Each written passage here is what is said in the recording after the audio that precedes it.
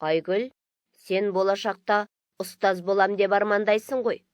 Бір уақыт ұстаз болып, маған ілгерінді ықпал туралы айтып берші. Ендеше тыңда.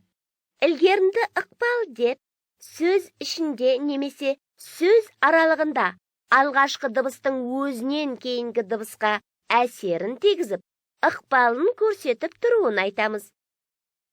Ілгерінді ықпалды қалай білуге болады?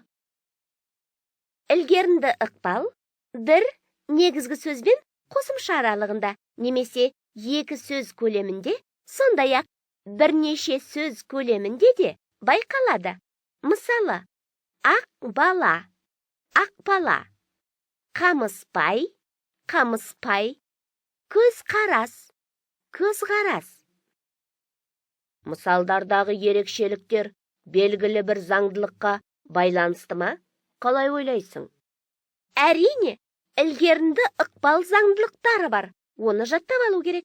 Егер сөздің соңғы дыбысы қатаң болса, оған жалғанатын қосымшаның басқы дыбысы да қатаң болады. Мысалы, зат, заттар, затқа, затпен. Шөп, шөптің, шөпке, шөппен. Қаш, са, қаштың, қашпа. Түбір сөздің соңғы дыбысы ұяң дыбыс болса, оған жалғанатын қосымшаның басқы дыбысы да көбінесе ұяң бола ма? Иә, дұрыс айтасың. Мысалы, жаз, да, жаздың, жазға. Қаздар, қаздың, қазға. Бізде, бізбен, бізге. Әрі қарай тыңда. Егер түбірдің соңғы дыбысы дауысты не үнді болса, оған жалғанатын қосымшаның басқы дыбысы көбінесе ұяң не үнді болып келеді. Мысалы, балаға, балада, балалық. Шамдар, шаммен, шамға.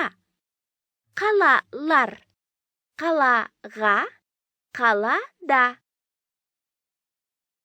Алғашқы сөздің соңғы дыбысы дауысты, үнді, ұяң дыбыстардың бірі болып, одан кейінгі сөздің басқы дыбысы қатаң, к, қ болса, айтуда бұл қатаң дыбыстар ұяңдап, г, ғ дыбыстарын айналады ғой, ә? Жазуда мұны елейміз бе, әлде елемейміз бе? Жоқ, елемейміз.